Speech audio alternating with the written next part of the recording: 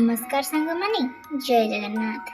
कैकेयीଙ୍କ स्वयंवर प्राचीन भारतर उत्तर पश्चिम दिगरे कैकेयी बोली एक संबंध एवं विभवशाली राज्य थिला। राज्यर राजा मध्य कैकेयी नामरे परिचित थिले। तांकर अन्य नाम थिला अश्वपति। सेही राज्यर राजधानी थिला अति सुंदर गिरिव्रजपुर। राजा अश्वपतिंकर 7 पुत्रंक मध्यरे सर्वगुण संपन्ना थिले कैकेयी थिले एक मात्र कन्या। 7 पुत्रंक मध्यरे एकमात्र कन्या कैकेयी बाल्यकालरू खूब अयसरे बढुथिले। तांको जमज भाई थिले युधाजित। कैकेयी युद्धावस्थारे पहुँचिलारू दिने राजा अश्वपतिंक पाटराणी कहिले, झीओ एबे विवाह योग्य हेलाणी। विवाह योग्य झीओ को घरे रखिबा अनुचित। आपण झीओ पाई उपयुक्त संधान करंतु। पाटराणींक कथारे राजांकर चेता पसिला। संगे संगे से मंत्री को डकाई निर्देश देले, तुमे शीघ्र कैकेयी पाई एक उपयुक्त बर संधान कर। चतुर मंत्री कहिले, बर संधान कराजिबार कि आवश्यकता अछि? आपण क्षत्रियोचित कन्या पाई एक स्वयंवर सभा आयोजन करंतु। चार मानक हाथरे आमे भारतवर्षर सबु देश को कैकेयींक चित्रपट पठाई राजपुत्र एवं राजा मानंकु निमंत्रण जणाइबा।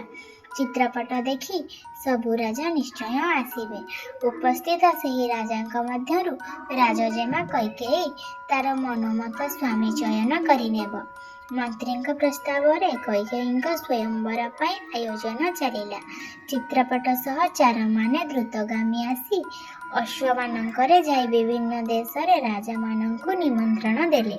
स्वयंवर पाई गिरिव्रजरे भव्य साजसजार आरंभ होला। क्रमे निर्दिष्ट दिन और तिथि उपनीत हेबारु कैकेयी राजधानी रे मंगलवाद्य बाजी उठिला। नाना देशरु आसी राजा और राजपुत्रगण पहुँचिले।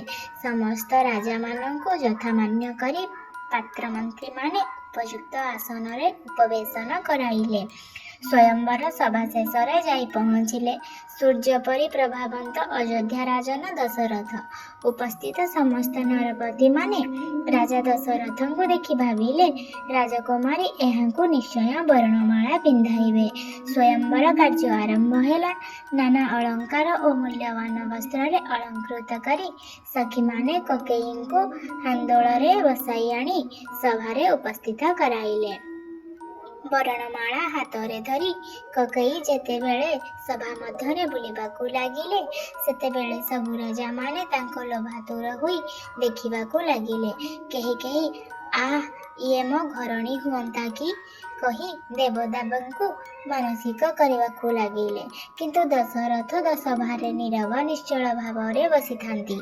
सखीगणंक परिवेष्टिता कैकेयी सल्लाज नयनरे उपस्थित सबु राजा मानंकु निरीक्षण करी करी जाई शेषरे दशरथंक निकटरे पहुंची तांको गळारे वर्णमाला लंबाई देई पाद तळे पड़ी कहिले, आजि ठारु हेला तुम्हे देवता मोहर सेवा दासी पणे बंधा हेली श्रीपयर। दशरथ कैकेयींकु तळु उठाई निज गळारे रत्नहार काढ़ी तांको गळारे लंबाई देले। सभारे आनंदरे लहरी खेलीगला। इस्राकु राजा माने दशरथंक तेजरे निष्प्रभ होई जे जुआड़े पारे पळेई गले। कन्या कैकेयी उपयुक्त पति लाभ करिछि जानी राजा अश्वपति आनंदर अधीर होई पड़िले। कैकेयी राजवर कन्या को आनंदरे नवर मध्य को पाछोटी नेले। विवाह कार्य वैदिक रीतिरे समाहित हेला। राजा अश्वपति बहुजानी यौतुक और मूल्यवान अलंकार उपढौकन देई बर कन्या को अश्रुमुख होई विदाय देले। कैकेयी को घेनी दशरथ अयोध्या को प्रस्थान कले। कैकेयी राज दुलाळी को धरी दशरथ अयोध्या रे पहुँचिलारू कौशल पुरी उत्सव मुखर होई पड़िला। कैकेयी कुमारी कैकेयी सह आसीथिले अति कुश्चिता देह लगा दासी मंथरा। पिलाटी दिनरु कैकेयी को माँ परी पालिथिले मंथरा और कैकेयी तांको मातृव्रत मान्य करुथिले। कौनसी कारणरु कैकेयी माँ तांको पिता अश्वपति द्वारा निर्वासित होइथिले। ଶୈଶବ କାଳରୁ କୈକେୟୀ ମନ୍ଥରାଙ୍କ ଦ୍ୱାରା ପାଳିତ ହୋଇଥିଲେ। କୈକେୟୀଙ୍କ ସ୍ୱୟଂବରର ଏହି ସୁନ୍ଦର କଥା ଶେଷ କରି କବିଶ୍ରୀ କ୍ଷେତ୍ରମୋହନ ପ୍ରଧାନ ରାମାୟଣର ଆଦ୍ୟକାଣ୍ଡରେ ଲେଖିଲେ, ସର୍ବେ ଆନନ୍ଦେ ଅଯୋଧ୍ୟାପୁରରେ ରହିଲେ, ଶ୍ରୀରାମ ସୁମାରି କ୍ଷେତ୍ରମୋହନ ଯେ ବୋଲେ।